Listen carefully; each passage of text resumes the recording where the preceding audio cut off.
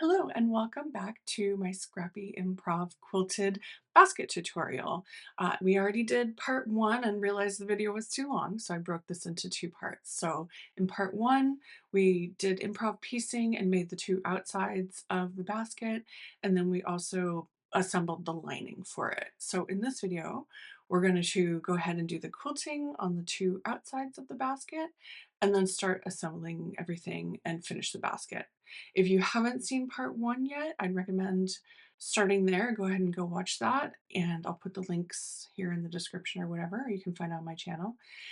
And then just make sure everything makes sense as we move on to this side. So the other thing I wanted to say is if you want to just do a basic single fabric basket, you absolutely could just start here and, put a piece of fabric down on your batting and quilt it just like I'm doing here and just do a single fabric or like just a simple patchwork or whatever. So this is a very versatile pattern and you absolutely, this part is just the assembling of the quilting of the outside and the assembling. If you are doing a single fabric, you're still going to want to quilt it because that's going to help give the basket the structure and shape that you'll need for it to stand up once you're finished. So this is where the whole thing really starts to come together. So let's go get into it. We're going to get our basket all finished. Okay, we got the lining finished. So now we're on to quilting. I think I said earlier that, so I did this hero marker down the center. I use this seam as kind of my guide for my first line of quilting. I am going to put my foot down, put my needle down, and then I am going to switch my length up to, I think I'll do 4mm stitch length this time. I go up to 4.5, but we'll just do 4 for this one. So I'm just going to run this straight line down here, and then I'm just going to line it up to the edge of the foot and keep going all the way across. So I'm not going to do it in real time, because if you listen, my sewing machine is very squeaky, but also this is going to be a lot of sewing and you don't necessarily need to see it all in real time. So I'll go ahead and quilt this one, and then I have my back or front, whatever you want to call it, other side of the basket here. So I'm going to go ahead and do all that. All right, as I finish the first row, absolutely, if you feel more comfortable not just lining it up, can you see how I line that up there? You can also mark it with a hero marker or a chalk marker or whatever else too. Or you absolutely could do free motion quilting on this and not do straight line quilting like I like to do. But that's just what I prefer. So that's what I'm going to do. All right, I'm going to go and get this quilted.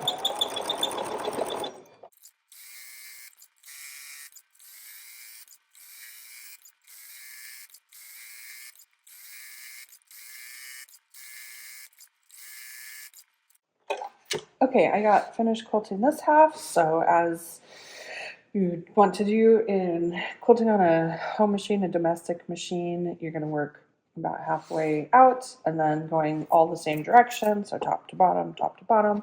And now that I've worked this half, I'm going to come work this half in the same way, top to bottom, but just going left instead of to the right. So let's go.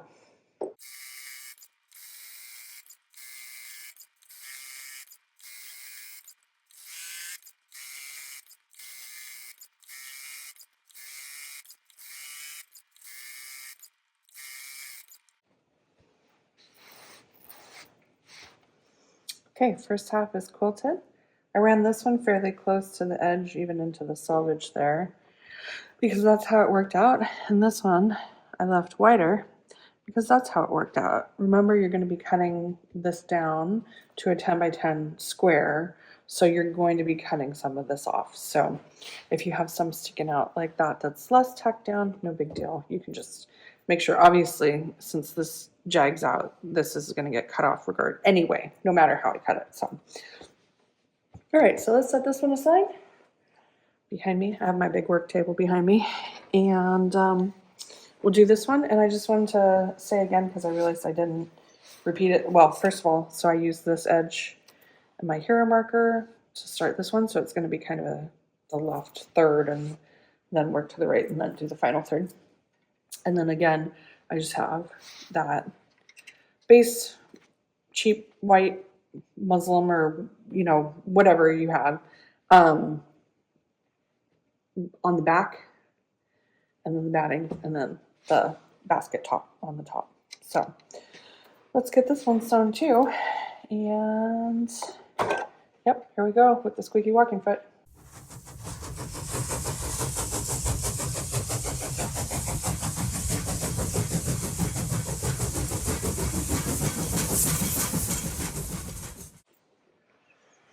Okay, I'm gonna stop there. So I got one side, trying grabbing two sides, and I thought I'd just show you the back too. Am ready. Got lots of fuzz and thread stuck in there. That's funny. I am ready to cut these down to 10 by 10 inch squares so that we can put the basket together. So I have a 12 by 12 ruler I'm going to use, and I prefer this kind of larger scale cutting I'm going to do on my big table because I like to be able to get more leverage behind the rotary cutter by standing up. So I'll just go ahead and take you over there and let's go cut these up, and then we'll finish up our basket. Okay, forgive my messy workspace. My friend was just out for coffee, and she's also a fellow textile artist, and I was like, I wanted to show her how I set up my studio for textile work, and she came in and it's messy, and I'm in the middle of this tutorial, and I was like, just remember, it's a working studio, so it's fairly messy. Anyway, okay, so I've got my 12.5-inch ruler on here, and I'm just going to cut this one down so that I cut some of that unicorn fabric out. I'm using the ruler to kind of see through. I think I'm going to more or less, I'm kind of squaring it up, although the seam definitely curves down.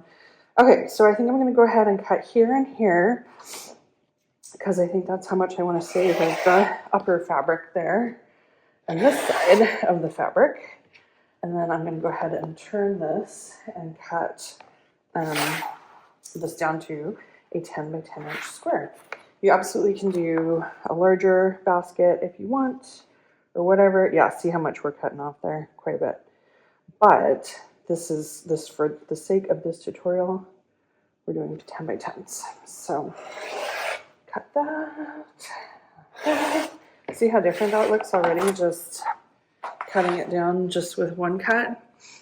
Okay, so I'm grabbing my other one and move this so we don't cut it.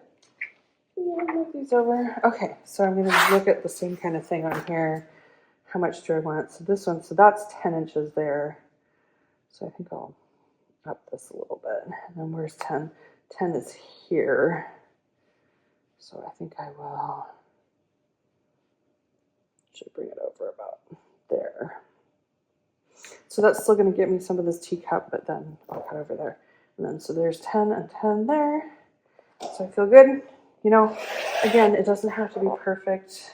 And my friend Tom and I talk a lot on our podcast about how, and I heard this from another artist, your work is, I like to think of it as a postcard from today. So today, I believe, is April 30th, 2026.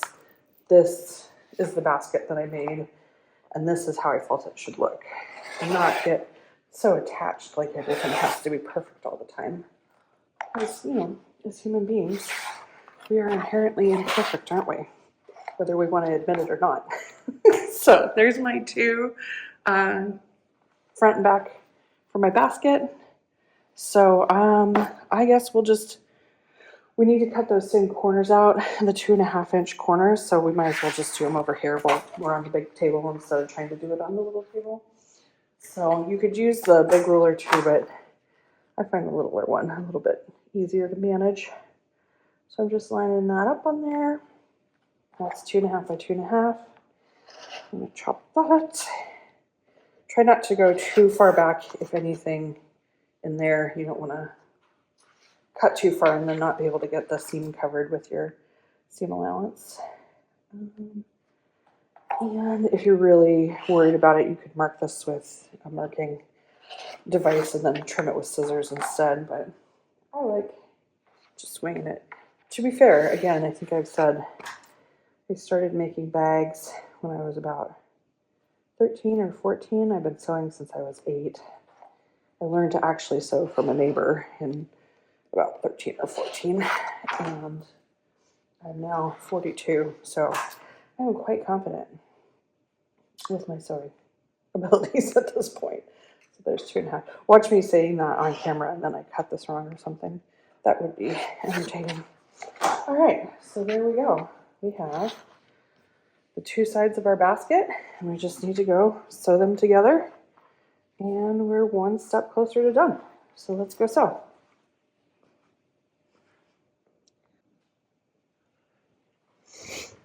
Okay, I'm back at my sewing machine. I meant to say some of the stuff on the messy table is because it goes in one of the baskets. The one I showed you, the layer cake one that I've been showing you as an example on the tutorial. So a bunch of that was a cone of thread and stuff, and it's supposed to be in that basket. So I have my walking foot. I've switched my needle up to a 16. I switched my stitch length back to a 2.5 millimeter stitch length because I am going to be constructing this and not top stitching like the quilting is top stitching. I don't pin this together. I'm confident enough to hold it together as I go. You can absolutely pin. And I just want to remind you again, when you're starting here and stopping here and start and stop and start and stop, you're going to want to make sure you're back tacking it because you will put pressure on this. Oh yeah, that's a bigger needle. You'll be putting pressure on those seams as we're putting this together. So, all right. I'm a little worried because I guess I bought a generic brand of sewing machine needles for these 16s from Amazon. We're kind of out a ways from everything, so I ended up ordering a lot of stuff online because there's not a great selection of craft stores. Like the closest craft store is at least 30 minutes each way from me, so I tend to choose to spend that time crafting instead of driving. So hopefully these are okay, but yeah, it's going okay. So, all right, so you saw I just back tacked, so we're going to jump across the cut here.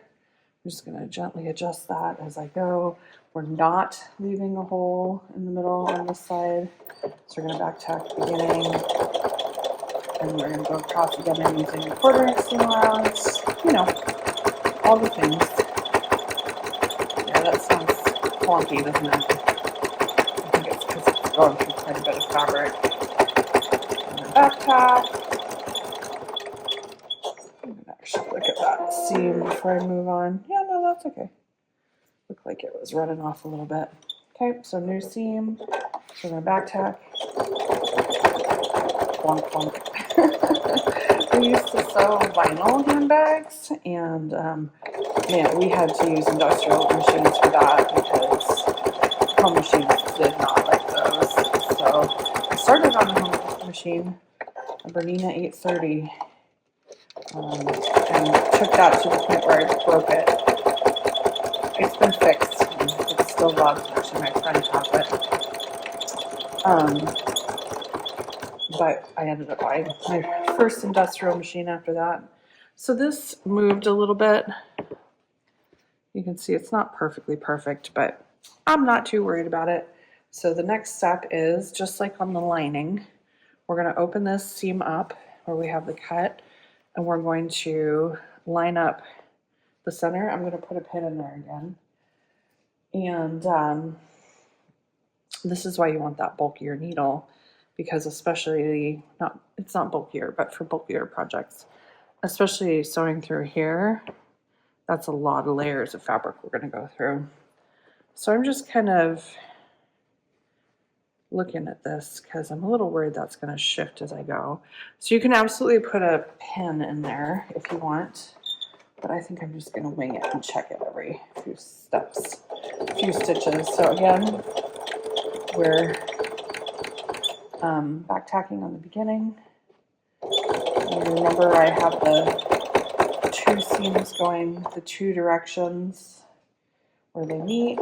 Yeah, did you see that? It's just, you probably didn't. I saw it skip a stitch there because it's struggling to get through. And I'm actually kind of angling this in because it didn't, the 1/4 inch in the middle, the other side was kind of angled out. So the big trick when you're sewing like this, because again, I used to wrestle vinyl through the home machine is just go slow and check your work. And that actually looks great. So you can always back up and restitch like I did when I saw it skipping stitches. You know, listen to your machine and try and really watch what it's doing. Again, that seam's going this way and this one's going this way, meeting it up in the middle, checking that. I'm going to put a pin in it. The other point we're going to have bulkiness, the next step, is when we're sewing up here on the seams. When we sew the lining in and top stitch, but you can do it. Just go slow. Use a bigger needle if necessary. Your back tack in. Pull that pin out pretty early, but that's okay. I'm holding my finger on there. If you do a little bit more generous than a 1/4 inch seam, especially on these corners on the outside, on the basket part itself, that's absolutely fine. You're not really going to notice with the lining. It'll all work. So, okay, back tacked quite a bit on that one. I'm going to pull it out, check my seam. Looks great. So, now the fun part. Boom. Turn it inside out. Look at how cute that is. Let's set it down. Teacups and unicorns and flowers and butterflies and stars and snails. Oh my. All right. That was super dorky. Okay, so now we need the lining, which I had off camera there. And what we're going to do is put the basket right side out into the wrong side out lining, so that once we sew it together, they're going to be the right directions. So I'm going to tuck that in there and handle it in. That wasn't too bad. And I don't always pin that much, but this is a place I generously pin. When I used to make handbags, I would make like 20 and get them to this point, and then I'd sit with a movie and just pin and pin and pin. So, excuse me, I put that center one in first, but generally what I do is go to where the lining seam and the basket seam meet up. And again, I'm going to it's a little silly on here because there's so much material, but I put the outside seam facing this way and the inside seam's going that way, to the right and to the left. And then I like to pin this. You know, if you can get these to line up when you sew, that's like the win, right? It feels like, yay, I did it. I nailed it. So, okay, I'm getting that one. I'm going to go ahead and pin that side seam. And then generally from here, I kind of pin the center. But that actually looks, well, you know, we'll move it a little bit. What I find helps is, you know, if you fully expand both, see how that's rippling back there? If you just kind of make sure, you can see how I'm running my handle on it. And I'm probably going to pin extra on here. It can be a little bit stabby and annoying as you're sewing around it, but that's okay. You do what you want, though. I'm used to being stabbed by pins at this point, so I always joke with my kids about how callous my hands are. Oh, this one does not want to go through. All right, let's pick a different pin. Between knitting and hand stitching and cooking and all of it, my hands are quite calloused. I used to play the harp too, so I have calluses from that. Okay, so I got that side pinned. I'll go ahead and speed through this one because I'm sure this video is already crazy long.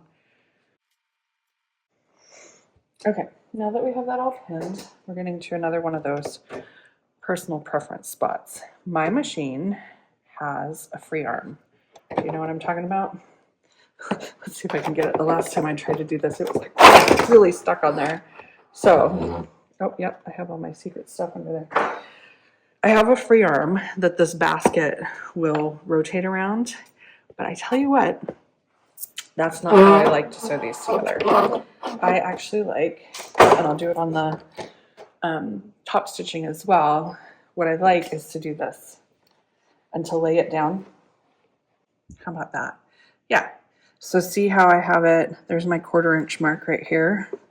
And I'm sewing it to the inside instead of the outside. So I'm going to push some of those pins down. So I think I'm actually going to yeah, let's do it on this side. Okay, so I start going, going to back up a little bit. Oh gosh, that already looks like it's puckering a little. All right, we'll just go with it. I will warn you,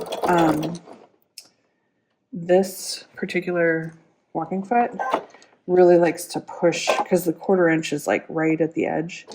So if you see the fabric kind of buckling, that's why. Okay, so then I just turn as I go. Do you see how I did that? And again, you can go slow. I was going kind of fast.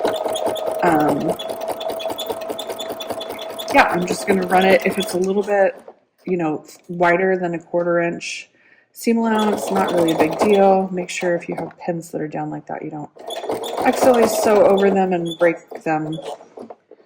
I tell you this from experience. Okay, and then see how I'm going to just rotate. That's where the pins can kind of get in your stitching a little bit, but just go slow and you'll figure it out. And the more you make, the easier it gets, right? Although maybe you'll get too frustrated after making one of these and give up. That's okay too. All right, so I'm getting to this edge, so I'm going to go a little bit slower. And that's probably a little bit more generous than a 1/4 inch on that seam. See how the pins, I don't know if you can see it, but they're getting stuck like up in my sewing machine. So just be aware of that as you go and rotate. And, you know, you can do it. And keep going. Take the pins out as I come to them. Although you'll find bent pins because I've just sewn over them. I haven't really been doing that on, this is a newer machine. It's probably about the most I've ever spent on a machine outside of an industrial, so I'm trying to be a little nicer to it. Okay, so I got to that start and I just back tacked actually quite a bit. It's not really that necessary, but there we go. We have the top, or the outside and the lining sewn together. So I'm going to move you back. All right, moved you back and I adjusted the angle a little bit because I noticed in one of my other videos I was doing something and I kept holding it really close to me and going off screen. So this is a pretty small, so number one, can't tell you how many times I've done this, make sure all of those pins are out of the top. You can do, if you run your hand around, that's a good way to do it. I know from experience on that.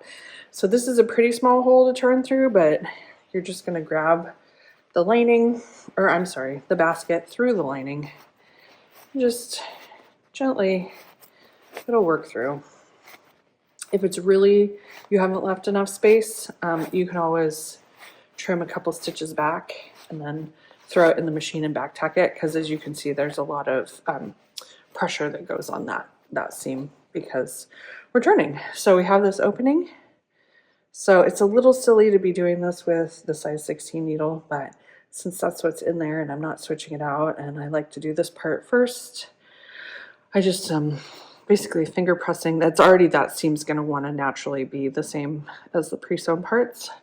Hopefully you can see what I'm doing. So I'm going to finger press that.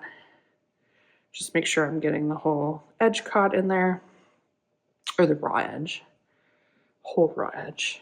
Okay, we'll just sew that shut real quick. So start a little bit beyond where it or where the seam ends, and I'm doing like a back and forth in one spot to tack it in, kind of a tack.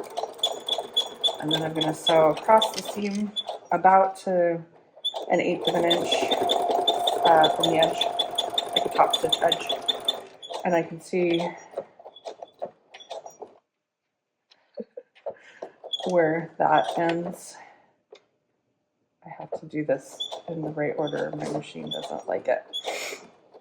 My other machine is very more mechanical. This one's more beepy and boopy, and in some ways I like that one better. So there we go. That seam is sewn shut, except that machine I've used so much that I broke, there's a reverse go backwards handle on it, and I broke it from using it all the time. So I'm just trimming those ends up. Now, this seems a little silly because it's a little bit of a duplicate, but I tuck the lining in, and then what we're going to do is top stitch this edge up here. So I have my iron on, and I may do a little bit of ironing. I'm going to do a little bit of a finger pinch, or a finger press, I guess, on the seam, just to kind of get that. And you can definitely pull the lining into the bag to get it kind of, to know that you want it that way. But here's the duplicate.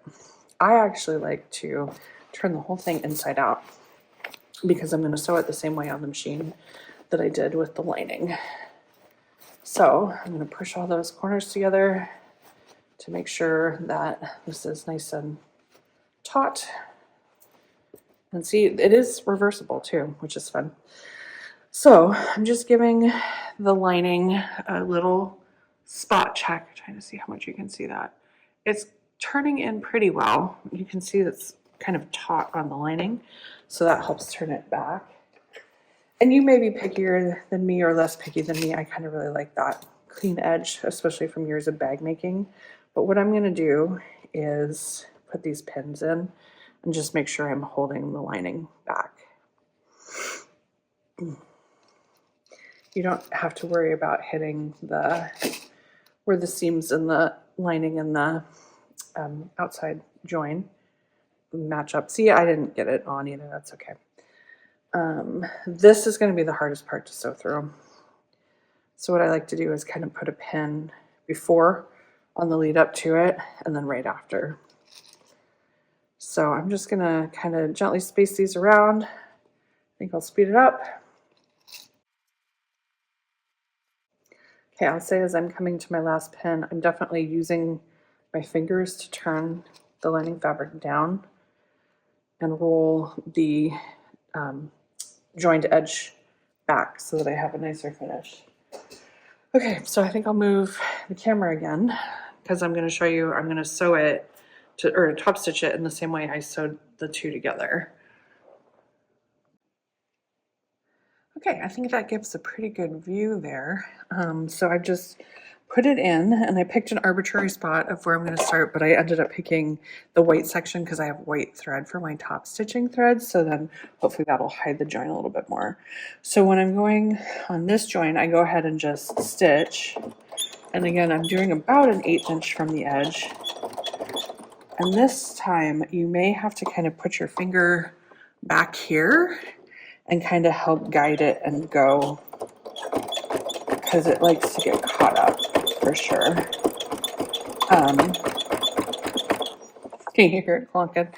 It's definitely a little bit of a push for those multiple layers. But you're gonna do, did you see how I pulled this forward? So it's kind of a dance between, oh, you know what? Part of why it's not going how I want is I forgot to up the stitch length to 4 millimeters for top stitching. That'll help. Oh yeah, look at that. It's advancing much further now. Oh, I gotta be smarter than the sewing machine. Okay, so you see how this is kind of snugged back. Now I'm gonna kind of pull out from the machine so the needles aren't getting stuck. And then this is the join between the two sides right here. So this is gonna be one of the hardest parts. So we're just gonna gently let it go slowly. You can see it's kind of getting stuck. So I'm gonna stretch. Oh, that is really not wanting to go. But see, we're going. Ooh, did you hear that? So just be slow and patient, and it may make horrible sounds, and that's okay. Should be better now. Okay. Yeah, it's a little bit finicky. I'll give you that. Okay, so we're going to keep going. I think I'm going to do this whole thing in real time so you can see that it's not necessarily easy peasy. Because see my needle or my pin, can you see it's getting stuck up in there? But then you don't want to push them down too far either. Yeah, it's trying to grab them all out of there. you don't want to push it down too far either. You can not see it and then break it. So, or a needle, or, hopefully not your spirit on finishing it. All right. So I'm just gently, slowly easing it through. I'm back. I'm on the other opposite join. So this part right here is going to be a little bit more difficult. So I'm putting my finger here and helping push through that. But see, that wasn't enough. So I'm going to grab it from back here too. So you're helping it. Yep, hear it. I'm glad I'm up to the 16 needle. I probably could have gone up to the 18, honestly. Nope, it's stuck again. Good, I'm glad it's giving me troubles on this one while I'm recording, so you can see that it can be challenging. Okay, but look, we're almost there. I like to trim this thread on top real flush before I get back there. And then I'm gonna watch, let's see, can you see on this foot? Maybe this foot has a nice little notch guide on it on mine. So I can kind of see exactly where it's going to land. So as I come up to the stitching that I already did, I can see and line it up. Did you see how I did that? And now I've done over a few stitches. I'm going to back it up. See how we did with our join. Looks pretty good on the top there. Looks pretty good. I'm going to trim this. Snips.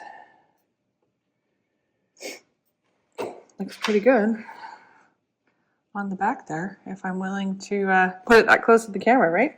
So there you go.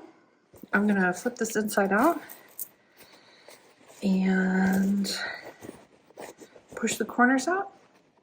And there's the bottom with thread on it. Always the thread, right, sewing friends? Okay, so there it is, fully up. And then let's turn this top edge down because I think that looks cute.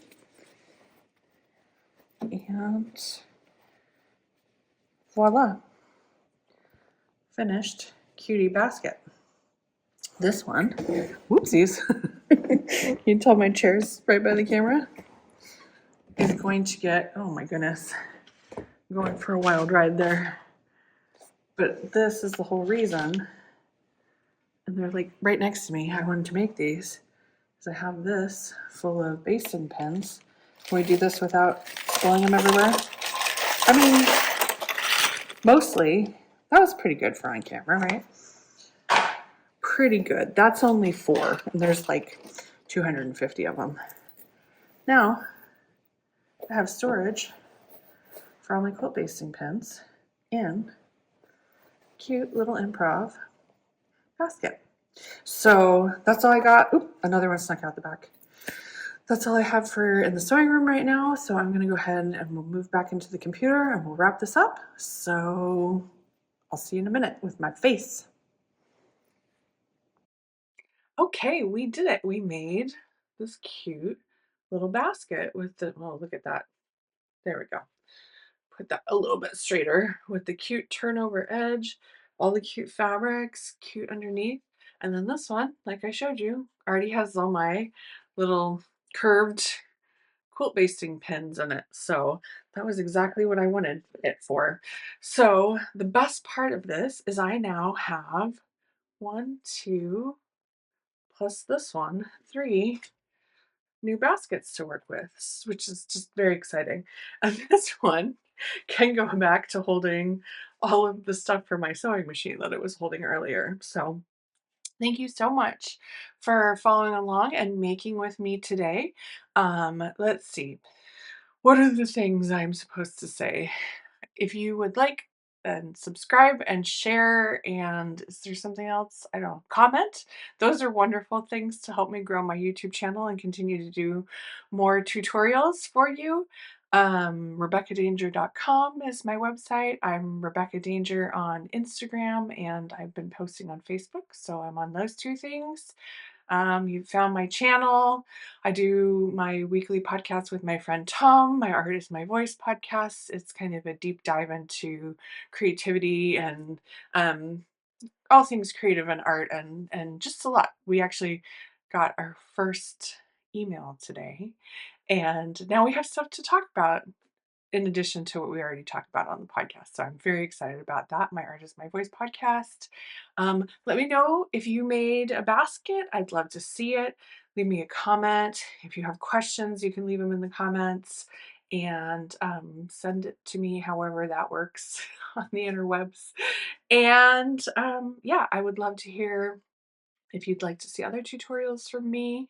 Let's see, I got my 3 fabric one's done for now. I pulled out some painting and I was setting up a little bit of a painting recording area. So I think that's going to be the next one. And I pulled out my knitting needles. So I have some knitting stuff I'm excited to do too. And yeah, let me know what you want to see. Let me know what you're making. Oh, I have my weekly creative journal you can follow along with too. And yeah, go make something. I hope you get some time to be creative today. And I will see you again in my next tutorial.